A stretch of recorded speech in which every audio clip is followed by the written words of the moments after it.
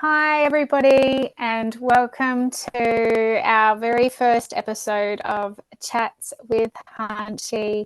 My name is Alana, and I am from Bell Intuitive. I am a Reiki master and teacher and energy worker, and introducing my sister, Toni Godsell, who is also an energy worker, Reiki healer, and sound healer.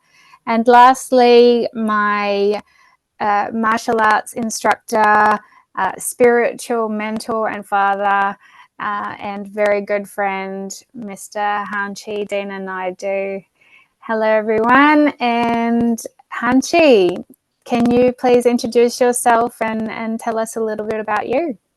Yes, hi, and wonderful to Hi. have this opportunity of having a chat with you two wonderful ladies. So, both of you have joined me when you were young people, as junior karate people, and have trained with me for a number of years in karate. And I think the lessons on karate that involved education, human values, character development, and things like that have drawn our association together more closely. So that escalated into spiritual teachings and education in character development. And you two ladies are just prime examples of really good people. And, Alana, you have children and you're now able to rear your children with all those values that was introduced to you from a young age. So I do thank you for this opportunity today. So I want to just give you a little bit of a background of myself. Now, I go by the title of Hanshi, and my name is Deena Naidu, which is the surname Naidu. And Naidu, by the way, is a warrior class of or caste in India. So we are the fighters. My traditions go back to the fighting class, the protectors. And strangely enough, I have that surname now. And, my entire life has been full of challenges, and I had to fight myself through many, many challenges. And one of the challenges I just had recently, and it not much of a challenge, it was just probably egoistic or not so clever on the part of the person that put it out there. And they regard it as, when I introduce myself as Hanshi Deena Naidu, they come across saying that is an arrogant thing to do that. So I don't believe it is so, because I've earned my place in karate, and I've earned my place in my community, and I've earned my place in society, teaching these values. Any doctor will be called doctor. Any professor will be called professor. So why am I different? You know, so even mom and dad, we call them mom and dad. We don't call them by their first name, right? This is where respect is. So sometimes these things have to be enforced so people will start to understand it. Now, if we allow first name basis from teacher and student, what happens then? It becomes okay in the Western society to start addressing teachers by their first name. And this is where the demise of character becomes more apparent. So that's why, because I'm in a Western society, I do this purposely, and for good reason. So coming back to my story, I was born in South Africa in 1949 during the course of a terrible, terrible riot between two races, the Indian and African people. And I was 4 months premature. Mom gave birth to me in really traumatic situations. And I won't go into detail about it, but it's on YouTube, on a number of channels. I've spoke about this at length in different interviews. But that occurrence, that tragedy that led to my birth, was a great thing for me because it put me in a position where I thought defense was necessary to survive. So that took me to becoming a student of wrestling and then boxing and then karate. But I felt it was not enough. So I went to Japan and trained under Gogen Yamaguchi Sensei, one of the greatest teachers of karate.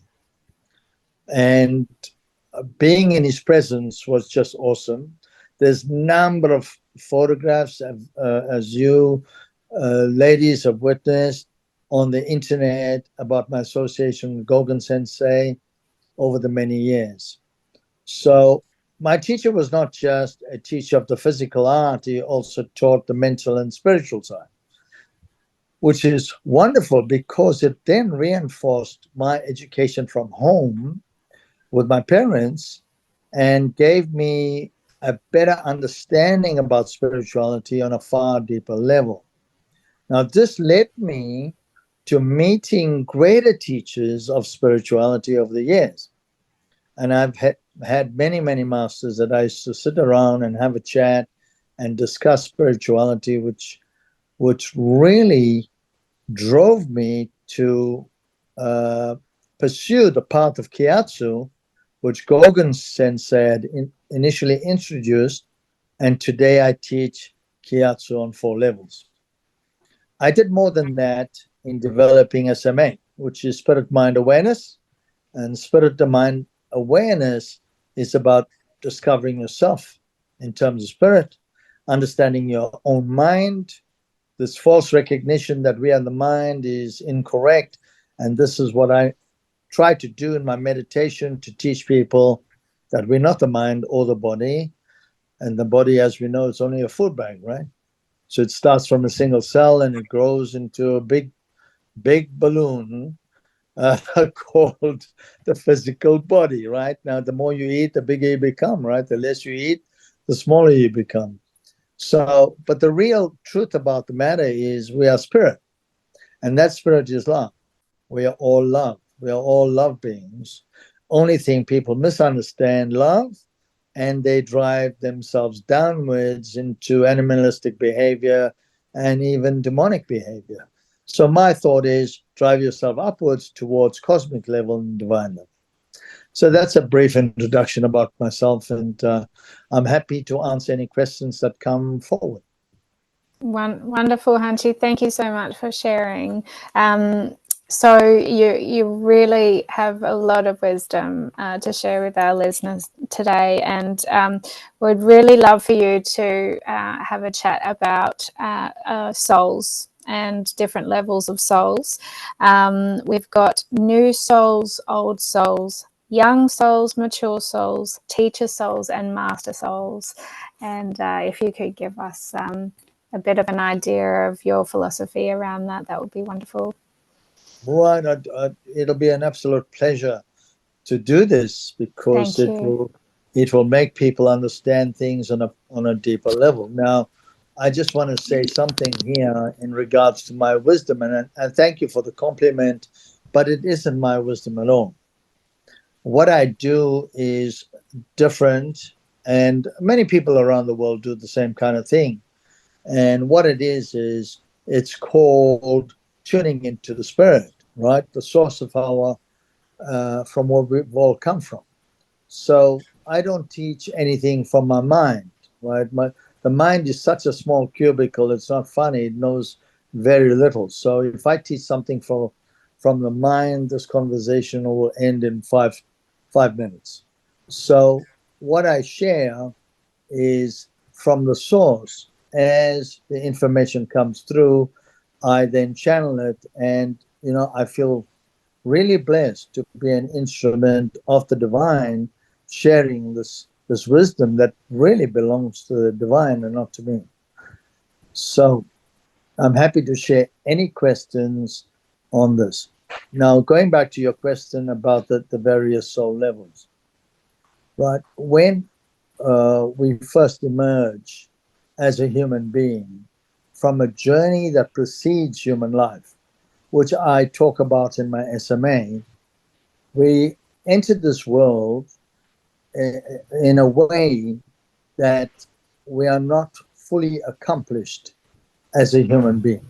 So, which means the natures of a previous existence, a previous life form, is still embedded in our soul, which means that we then behave in ways that is not fully developed as a human person. And this is regarded to as a new soul. So a new soul is a soul that has just entered the human dimension. Now, many people out there do believe in this, which is reincarnation. So the soul has to go back to where it's come from and re-enter in another body. So it has a number of bodies, in and out. So it spends an entire lifetime, say 80 years, and then it goes away, it passes away through whatever means, and it comes back as a human person again, over and over. So a new soul is a soul that has had half a dozen lifetimes, that is still grasping what it is to be human. So it makes mistakes, it makes errors, it causes trauma, it causes problems, it causes difficulties, it causes conflict.